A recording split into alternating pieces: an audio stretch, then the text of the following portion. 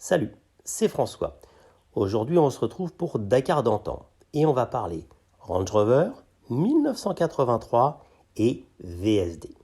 En 81, René Medge, concessionnaire Rover à Malakoff, a remporté l'épreuve sur un Range préparé par ses soins.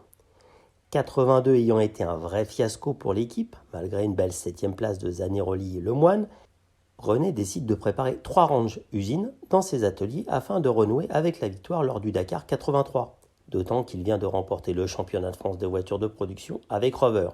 Réaliser le doublé pour Rover, production et Paris-Dakar, voilà un bel objectif.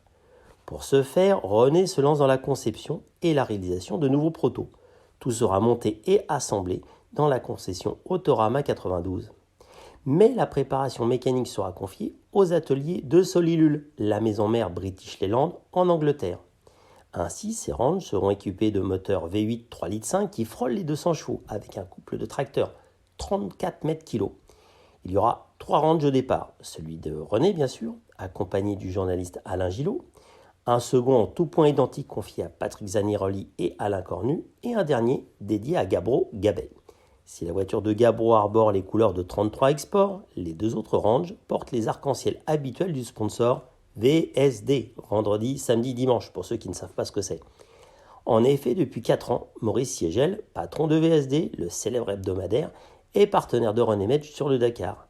Et ce depuis 1980, avec le Leyland Marathon qu'il conduisait. C'est un gros camion, pour ceux qui n'ont pas ce recul. Les couleurs sont sur les voitures, mais lors de cette édition 83, VSD est aussi présent dans un véhicule, puisque Philippe Cornu, photographe de presse bien connu, mais aussi excellent pilote, est dans le baquet de droite de Zaniroli. Sa passion, faire la course bien sûr, mais aussi pouvoir photographier pour Siegel et VSD le rallye de l'intérieur. Dès le prologue, les équipages sont inquiets, car le moteur préparé en Angleterre, adapté pour le Dakar, est très pointu. Certes, il y a de la puissance, mais au moment des décélérations et accélérations, il se produit des retours de flamme importants qui surprennent les équipages. Philippe Cornu, avec qui j'ai eu la chance de manger il y a peu de temps, racontait que c'est ce qui généra son abandon dans l'étape du 6 janvier 83, qui menait le rallye à El Golea. En pleine spéciale, lors d'une décélération-accélération de Zaniroli, un déjaugeage d'essence dans les carbus généra un tel retour de flamme que le capot en plastique de la Range Rover numéro 148 se mit immédiatement à prendre feu.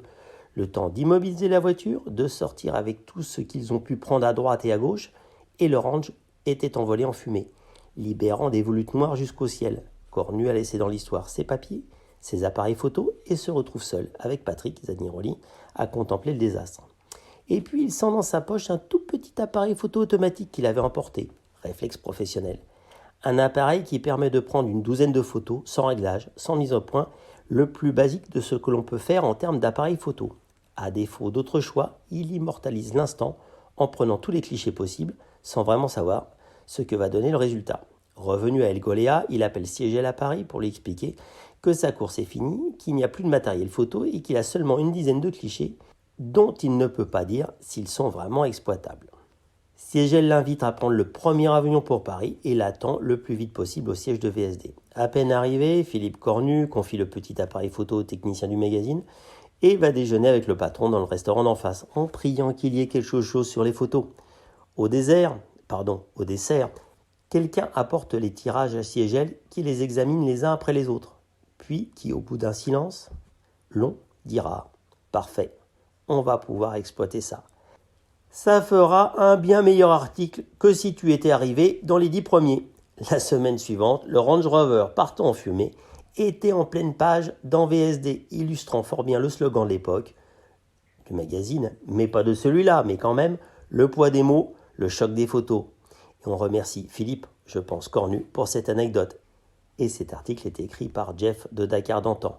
N'oubliez pas, pour retrouver les photos et le détail de cet article, d'aller faire un tour sur Dakar d'antan et bien sûr de vous abonner au podcast Dakar d'antan sur toutes les plateformes d'écoute, en particulier Google Podcast, Apple Podcast, Deezer ou Spotify. À bientôt.